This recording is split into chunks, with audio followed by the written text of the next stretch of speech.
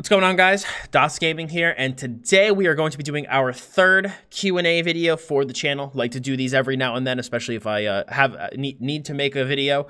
I know that like right now I'm recording this the week before Dragonhold, so I don't really have a lot of content to make this week since basically it's all going to come next week. So I figured, perfect time to do a Q&A video, answer some questions you guys want to ask me, and yeah, just kind of see what you guys are wondering about. So, hopping right into it, we have Necromancer ESO asking, what do you think about the idea of breaking up the class system in ESO and allowing players to create their skill lines out of a whole pool of actives and passives? So, I do think that's interesting in terms of concept, but it would require an entire overhaul of the current system. And I don't think that that's necessarily what the game needs right now. If anything, we've been learning, and I hope Zoss has been learning, that big sweeping changes people don't really like right now. So I'm hoping that actually instead of doing something like that, they flesh out the classes more and they make the classes feel more like themselves, if that makes sense. Like make a Sorc really feel like a Sorc and just kind of have the weapon lines be supplementary to it. And just give us more good options from our class and give us more good choices from the class skills. So I'd actually rather kind of see it be more that way rather than trending away from that. I'd rather you feel like, okay, I'm playing a Sorc. My Sorc feels different than my Dragon Knight. I'd rather it be that way personally. But while I do think that that is a pretty cool idea and would be cool for another game, I don't think necessarily right now, especially with the way ESO is, that that type of thing would work. Maybe a future singular skill line that would work that way, like maybe the spellcrafting thing that's always been tossed around and memed about for years. Maybe make a singular skill line where you could have, a bunch of different actives and passives, but you can choose between maybe like a preset list, which ones you want active at a time and craft those with certain materials, and you could get into a whole cool thing with spellcrafting. So I think that'd be a cool idea for a singular skill line that actually could work within the current duration of the game. Or, maybe make it so that it augments certain class skills. Like you can make like a spell book that augments certain class skills and turns them into something different. But regardless, I actually think it'd be better as a singular skill line where you can craft your own skills and do passives and stuff. So yeah, long story short, I think that'd be cool for a singular skill line, but not for an overhaul of the entire game. So the next question is from Mike Hag, I believe his last name is. So, hi Dots, curious as a Magicka user, is there a crit cap? I'm at 63% crit and was wondering if 100% crit is possible and if having too much crit is a bad thing. Thank you. No problem. So, you have to realize, like with any other stat in the game, the more of that stat you have, the less of other stats you have. So obviously 100% crit is the max. You can't crit more than all the time. So 66%, which is nearly what you're at, 63 is that's a high crit for ESO, man. That's 2 out of every 3 attacks is basically dealing a critical strike. And I do think that if you start to go higher than that, you will sacrifice other areas of your build. Obviously, I do know people who've made very crit-focused builds, and they'll go really, really high on the crit so that their skills do hit as crits all the time. But you do need to keep in mind that the more that you raise your crit, the lower damage those crits will deal because you're going to have to sacrifice magicka and spell damage in order to get your critical strike that high. So that is something to consider. There is going to be a point where you're better off just even in higher crit builds. And I think 63% is very high, and I wouldn't even go higher than that because the higher you go, if you start to go into the 70s, you're going to start to have your crits deal less damage.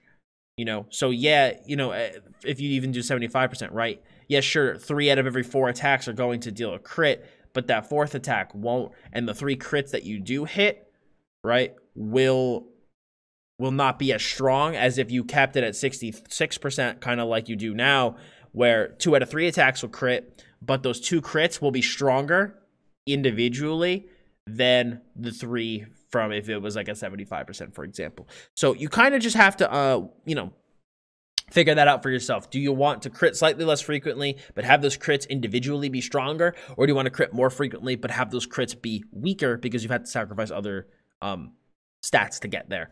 Personally, I think where you're at is fine. I wouldn't go any higher. I think if you do want to do a 100% meme crit build, you're better off just using something like Mechanical Acuity, which is that's literally the 5-piece bonus, is just to get 100% crit. So I think you'd just be better off doing it through that way than trying to stat your way up to 100% crit, because I do think you will be lacking in other areas personally.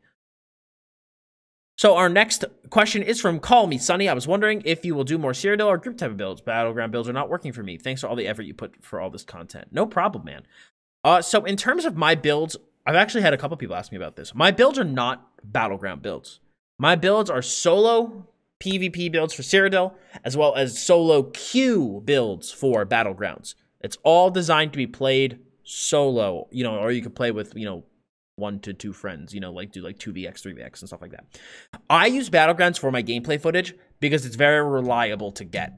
So to get Cyrodiil footage for all of my videos, for all of my build videos, I mean, you know, it's a little bit more inconsistent just simply because Cyrodiil varies per day. Some days Cyrodiil performance is not bad. Some days it's horrendous. Sometimes there's nothing but pugs running around and you can get good 1vx footage. Other times it's just massive zergs. And you're just going to get run over like, you know, like nothing. You're just going to get steamrolled, you know? So for me, I find Battlegrounds to be very reliable for build footage because it does exactly what I wanted to do. It shows off how the build is played. It shows the overall power level and the theme behind the build.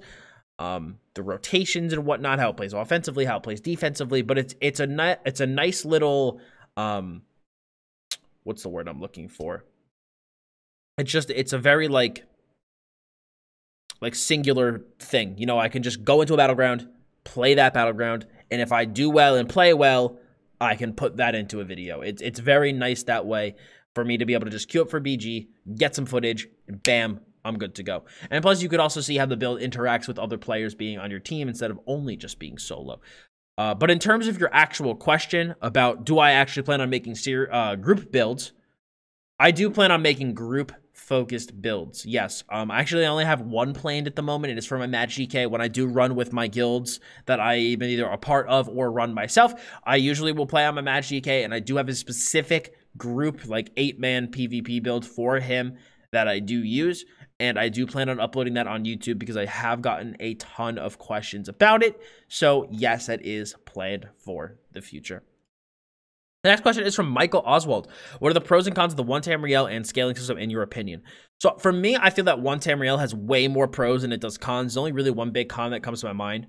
But starting with the pros makes grouping way easier for any content with the exception of Cyrodiil. You know, for battlegrounds, dungeons, quests, anything, grouping is infinitely easier because your faction literally doesn't matter. And that's the biggest pro to come out of it. Obviously, another good pro about it is, let's say some guy starts trying the Elder Scrolls Online and gets level 34, and he tells his friend, hey man, you should totally come check out ESO. It's a really, really fun game. And the friend starts playing. Those people can now instantly start playing together, and they don't have to wait for the friend to get up to level 35. So it is very, very good, I feel, for new players. The big con of one Tamriel comes when you get to the higher levels.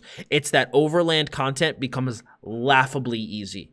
You know, the whole reason I don't even do overland content anymore is because it's just, there's no challenge, there's no effort that needs to be put in. I can literally just steamroll through everything. So that's, you know, that's the big con I think that comes out of a system like this, is that it stops scaling at some point, and when you become super, super strong, the overland content becomes so easy that there's no point in even really doing it. So that's the only con I can think of, though, from the system. Otherwise, I overall very much like the way that one Tamriel has made the game, and I think it's one of the best things that they've ever done for the game. So the next question comes from Caleb, also about one Tamriel. As good as one Tamriel was overall for the game, I do miss the aspect of really siding with a faction. It made it really feel like we had an impact on the game, like having red, blue, yellow only factions. Having a real sense of loyalty made the game really special in a way. Like, I had a ton of friends say in DC that absolutely would not talk to people in EP or AD and would make all their characters the same faction. It made me really feel like we had an impact on the Alliance War. Do you have a similar experience with this, or do you think it's better this way? So I would have understood this perspective prior to Elsewhere. But with faction locks, I think you kind of have what you're looking for. If you want that faction feel, if you're the type of person that wants that faction feel of really the Alliance War, you kind of have that now with the faction locks being in place. You can only play EP in the 30-day CP campaign for that duration. You are sided with the Ebonheart Pact. You have that feel. You can't play AD. You can't play DC. So that kind of does already exist. So I think that, you know, maybe you're coming from like an overland perspective, and I think in that way, you kind of just need to like RP that yourself, you know. If you want to be like, you want to make this guy's an EP character, you know, then in that case, you just go to EP only towns, you do the EP quest lines and stuff like that. I think that One Tamriel was really healthy for the game. I think that it made grouping for content, overland, dungeons, BGs, everything way easier. Very, very healthy change for the game. And I think if you do want that sense of like faction pride, which normally will come from the PvP anyway, you know, you have that now with the faction locks in the Alliance War. So definitely would consider that, man. Definitely, I would, if you haven't yet, hop into Call Grantid or Baklodan and get that faction PvP, man. I think if that's what you're looking for, it is there. You just got to look in the right place. So the next question comes from Ashton Harper. Do you still enjoy ESO? Are there any changes or additions that you would make to enjoy it more? This is probably going to be the question that takes the longest to answer. At the current moment, I'm not very happy with the game. I'd be lying to you if I said I was happy with the way the game was right now. I'm not happy with the direction that balance is going. I'm not happy with the way the game is trending. I'm very unhappy with the current state of the game, and it stinks to say that because ESO, I love it. It's a fun game, but right now, it's not fun, at least for me. The way that, and I'll kind of explain why I feel that way, because a lot of people were wondering, even when I made the PTS videos, why was I so fired up about the Dragonhold changes initially? You know, now they're not too bad, but originally they were horrendous, and people were wondering, why was I so fired up? You have to think, for people who PvP primarily in this game, which I do. I do put some PvE content, but for the most part, I PvP. The entirety of my game is combat balance. Cyrodiil's been the same way pretty much for a long time. You know, obviously they added the new weapon, the Daedric weapon. They obviously, you know, changed stuff with bridges and stuff, and they've made some changes to Cyrodiil over time. But overall, Cyrodiil, you know. And battlegrounds exist, you know, maybe they'll make some new maps here or there, but, you know, pretty much it's just, you know, battlegrounds. I can queue for them if I want, don't have to, whatever. So for me, as a PvPer, the entirety of my content is combat balance. You know, Imperial City hasn't really got much changes.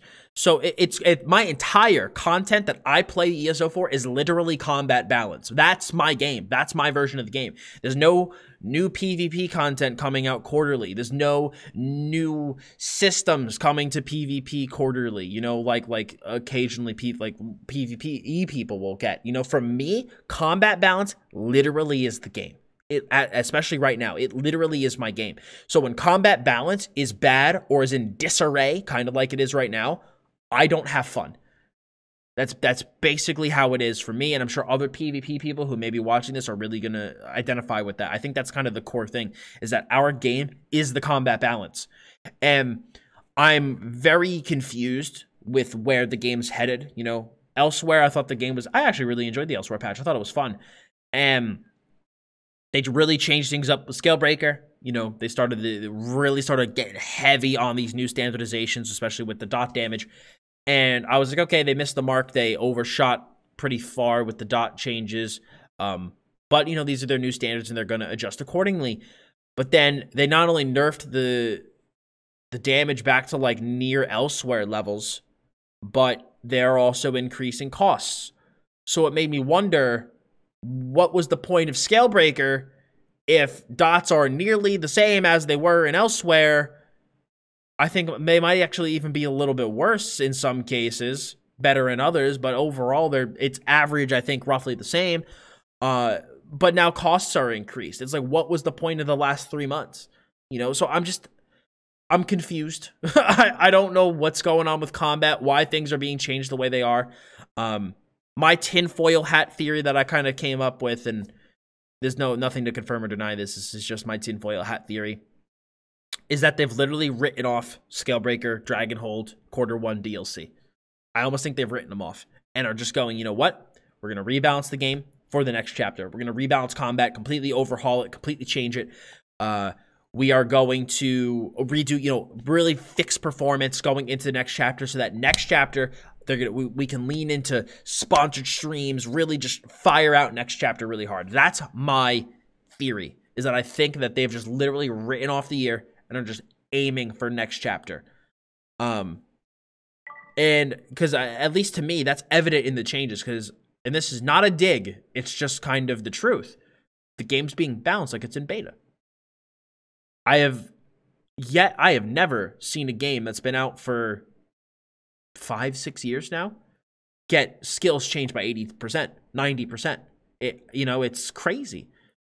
It's crazy. And I think if that is Zoss's intent to aim for next chapter, it's a very risky play, in my opinion. It's a very risky play. I think it's good for the performance, aim the performance for next chapter, but your endgame community, even your endgame PvE community, right? Like, the endgame PvE community gets what? 1 raid per year? And maybe they get, 4 new dungeons, and even then they won't really do those dungeons necessarily unless, there's not a lot of incentive to do those dungeons outside of, let me just do the dungeons to do the dungeons, If they don't need the gear from those dungeons, then maybe they won't even do them at all. But I think for the majority of their endgame community right now, the enjoyment of combat is the game. And so, my cat's got the zoomies. You can see him right there. I think if you take some of that enjoyment out of combat while you rebalance the game, I think a lot of your endgame players will just leave until combat is, like, the combat changes are done. I've seen so many people say that, where they're like, I'll come back when this stops happening, And I...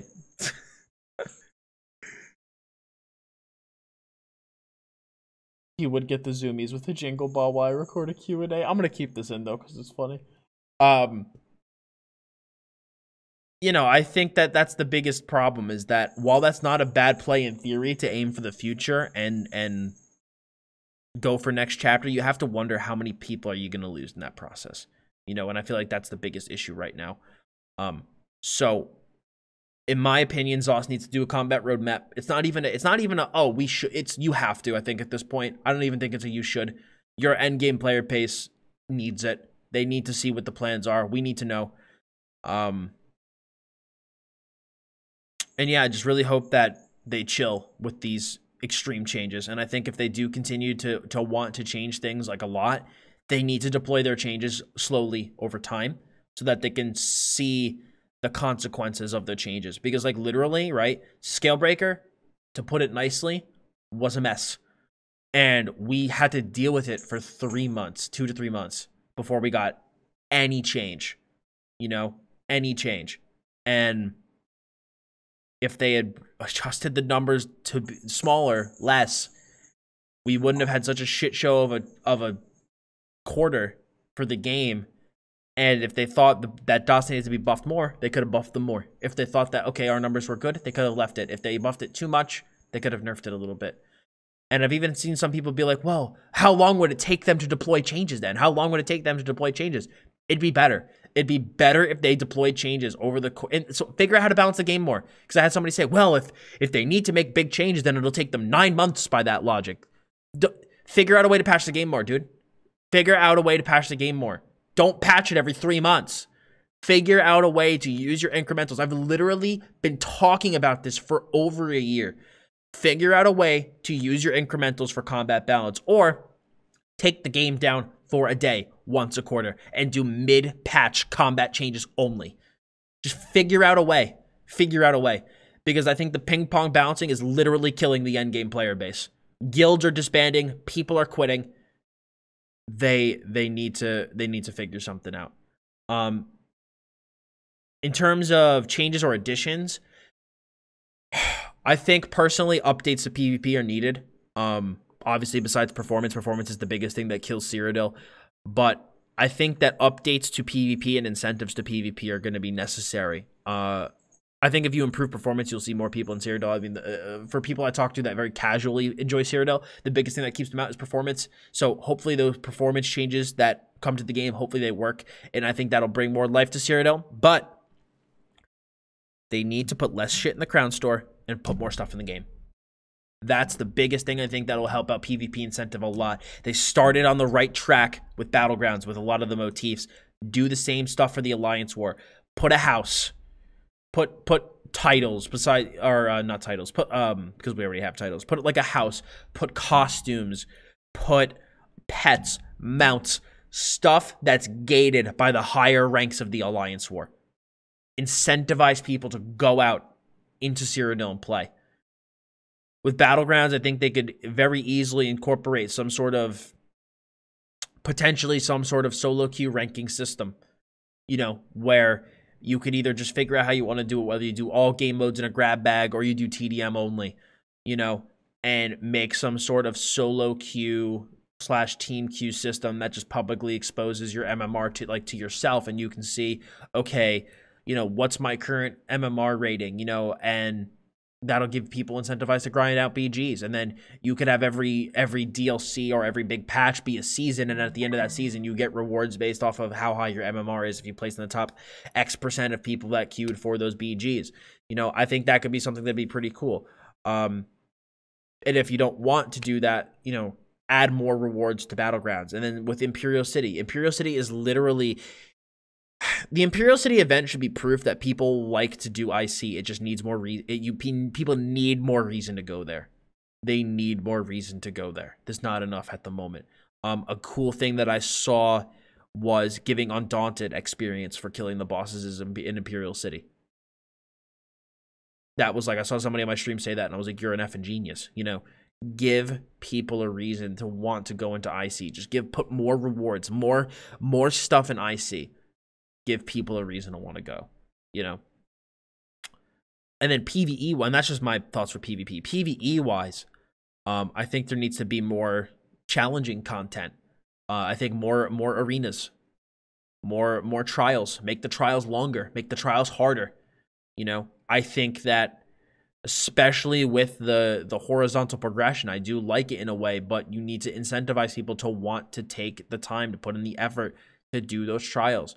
You know, and I know that I've seen that even with some of the endgame trials that the completion rates overall are still pretty low. So you can make those veteran modes hard.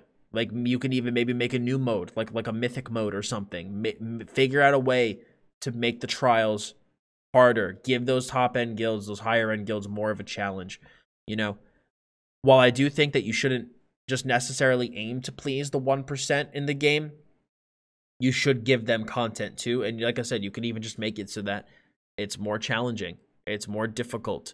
You know, or just release more per year. Maybe release like, you know, like you've done with Clockwork City, you know, release like another, like, you know, extra trials per year. I just think more content like that for the endgame PvE side is very important, because like right now as an endgame player going into Dragonhold, there's nothing to look forward to, you know, except for the combat changes. There's only the questing content, as far as I know. I don't think they're adding in any, you know, new arenas or anything. I think it's literally just the questing content. And as far as I know, a lot of end game players, not all of them obviously, but a lot of them don't really do quests. So for us that are really focused on combat, there's nothing there. So I always remain that ESO is an amazing game, sitting on the bones and like the skeleton of what could be an absolute gold mine. They just need to figure out and learn how to implement all of this stuff properly, and actually will draw people into the game. So I know I went on this one for a while. I've just had a lot of thoughts on this recently. Just like with the kind of the roller coaster that the last few months have been. So hopefully, Ashton, that more than answers your question. So, moving on to the next one, Abzeroth asked, do you think Necromancer's in a great spot right now, or will it be after the Dragonhold patch? I love Necromancer. It's my favorite class, despite its bugs, and I'm trying to make the best of it. Necromancer has multiple core issues. Necromancer is really good in theory, and the overall design intent was really good. but the execution was the biggest problem and why people don't play it. Blast Bones, unreliable. Unreliable skill. Sometimes it goes off, sometimes it doesn't. It depends. You know, the tethers. If a gnat's foreskin comes between you and the tether snaps, you know? So there's a lot of, even then, sometimes the corpse targeting can be a bit finicky. The thing with Necromancer is that I feel like Necromancer would be fun, more fun to the masses if a lot of those technical issues were not there. I also do feel that Necro does need some more major/minor buffs in its kit. You have to get a lot of those buffs from outside sources, and so it's like, wow, I want to slot all these Necromancer skills, but they don't give me the buffs that my character needs, so I have to slot other shit in order to get them. So I think that they need to try to rebalance some of the Necromancer skills to have more of the major or minor buffs onto them to actually really make you want to slot them, because they're really good in theory, and on paper it's like, wow, this is such a cool skill, but I don't have the room for it, because if I slot this, I literally won't have like major prophecy or something, you know? So just like as an example, I know you can get that from pots, but again, then you sacrifice other potions. It just, you get what I'm trying to say. I do feel personally that Necromancer does need more base game buffs on the class, or not base game buffs, like major minor buffs on the class. But the biggest thing I think holding Necromancer back from overall playability from the player base is it's just mechanically kind of broken at the moment. You know, spell effects are great. The delineation between stam and mag is great. That overall design is good. But the mechanical limitations of the class are the biggest things that hold them back. So I think they need to figure out how to rework the tethers. And I think they need to figure out how to get Blast Bones to not be drunk. I don't know how that isn't more of a pressing issue, personally. That's like literally if Shulk's set on the tooltip, you have a 66% chance of dealing damage, you know? And probably less. So to me, that should be a priority fix. You gotta figure out what's going on. Why is the main skill from the Necromancer kit not working properly? But I do find my Necromancer fun, and I do think it is, balance-wise, it is trending in a good direction, especially moving into Dragonhold. They're making a lot of good changes to Necromancers, but again, those mechanical limitations I do feel are still kind of holding it back a little bit. James Corey, what's your problem against Sorks using pets? Besides it being a carry build, as people like to say.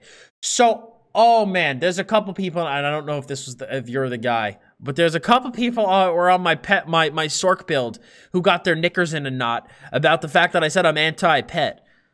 I'm anti-pet because I don't find them fun to use. I don't find pets enjoyable to play with. That's why I made a non-pet build. So all of your like weird tinfoil hat reasons about why I didn't use pets, they're all wrong. I just didn't find them. I don't find them fun. I don't find them enjoyable to control or deal with the AI, so I just don't use them.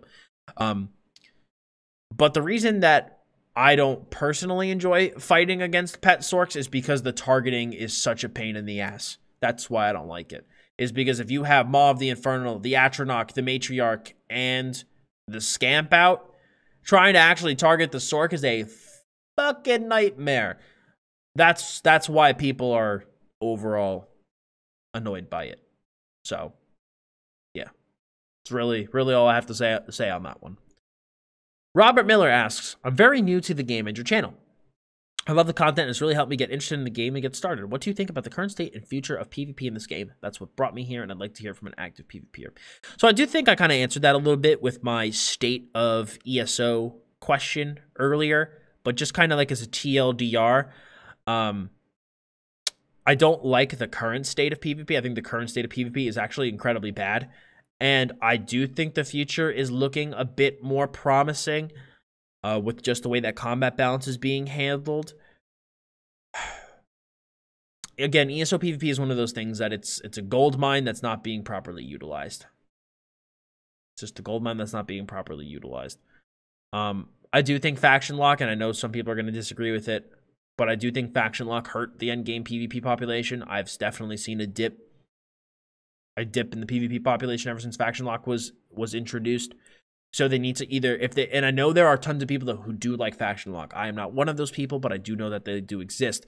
So I think they need to try to make some sort of middle ground solution between people who don't want faction lock and people who do.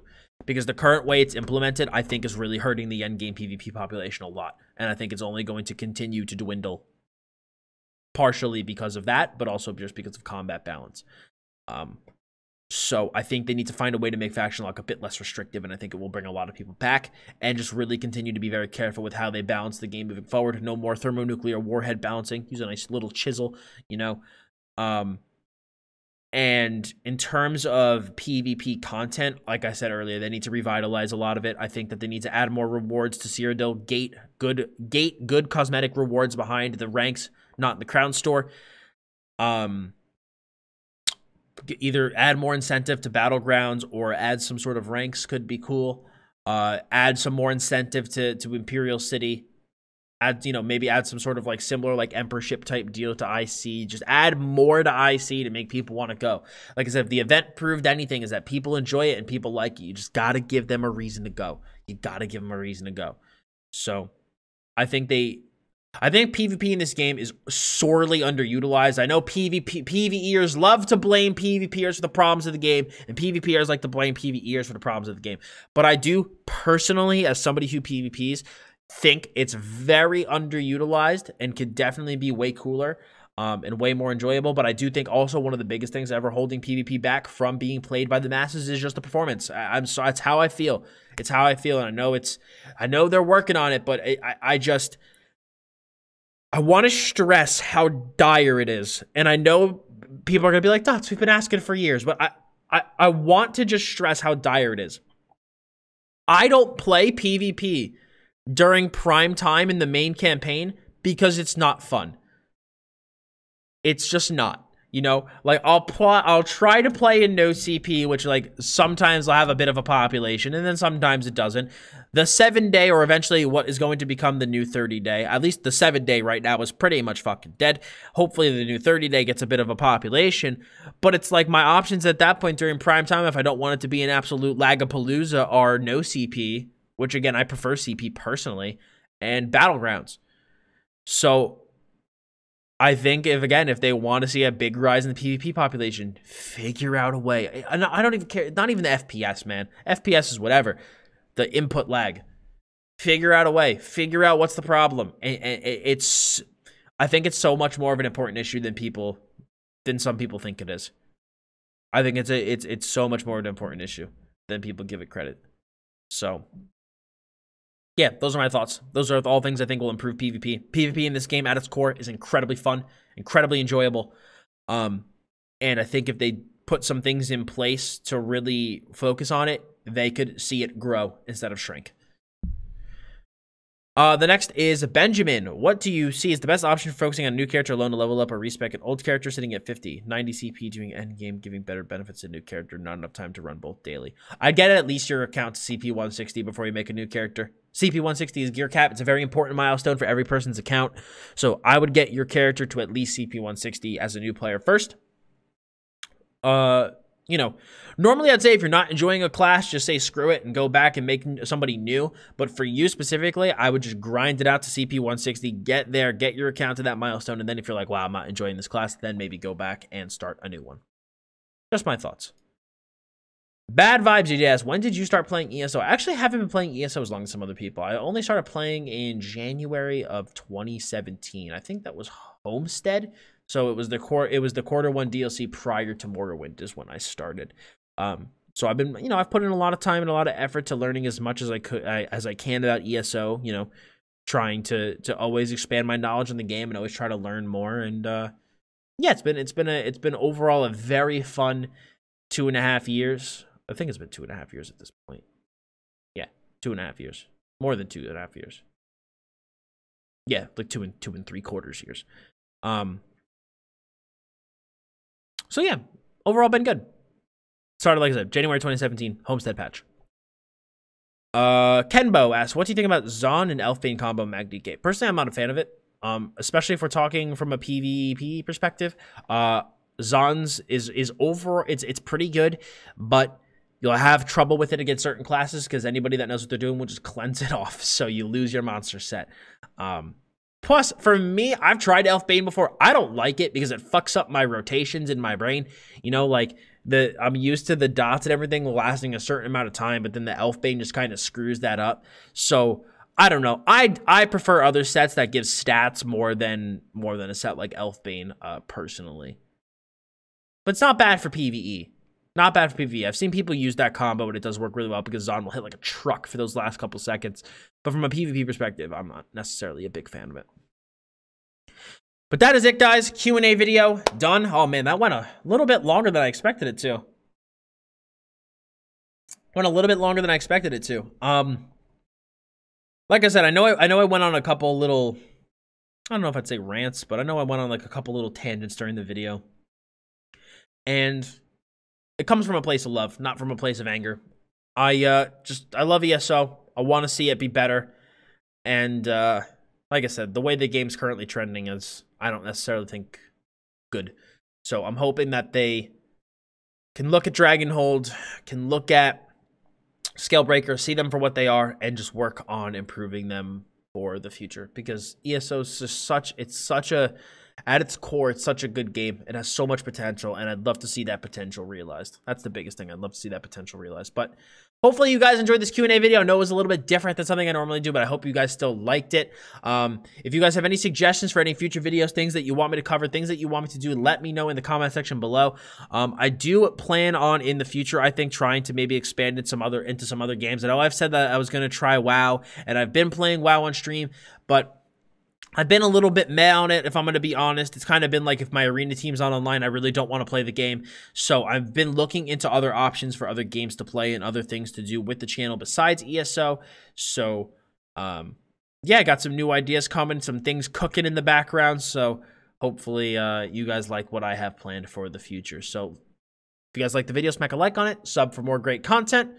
And yeah, hope you all enjoyed. Thank you all for watching, and I'll see you all again very soon.